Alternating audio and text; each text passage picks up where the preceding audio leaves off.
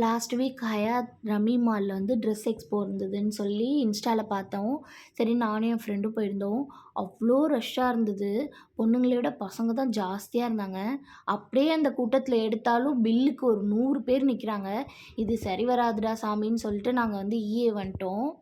So இங்கேயும் ட்ரெண்ட்ஸ்க்கு வந்துட்டோம். என் friend dress எடுக்கணும்னு சொன்னால், கண்ணா 2 லட்டு தின்ன ஆசையாங்கிற மாதிரி எகெயின் இன்னொரு தடவை ஷாப்பிங் பண்ணிக்கலாம், ஷேர் பண்ணிக்கலாம் அப்படின்னு சொல்லிட்டு எடுத்தோம்.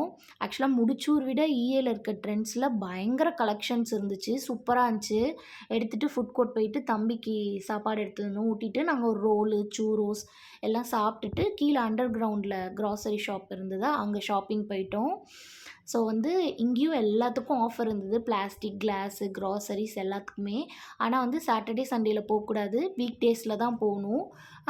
மேபி ஆஃப்டர்நூன் டைமில் போகணுன்னு நினைக்கிறேன்.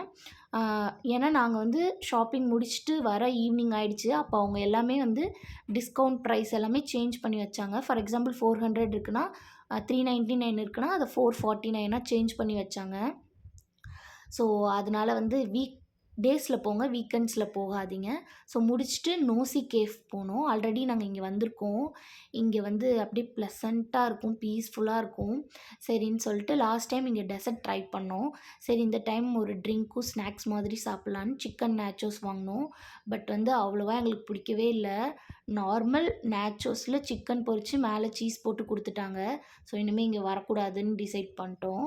வெளில வந்துட்டு ஒரு அப்படியே டெசர்ட் ஷாப் இருந்தது. சரி டெசர்ட் சாப்பிட்லாம் அப்படின்னு சொல்லிட்டு டெசர்ட் சாப்பிட்டுட்டு நானும் என் ஃப்ரெண்டும் வீட்டுக்கு வந்தாச்சு.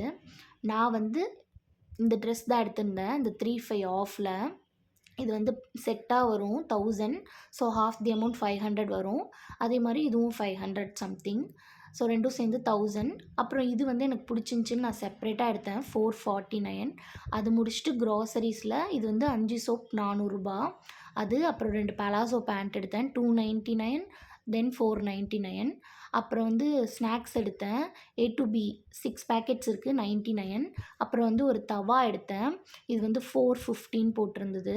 அதுக்கப்புறம் 2 ஜூஸ் எடுத்தேன் 99. இன்னொரு வீடியோ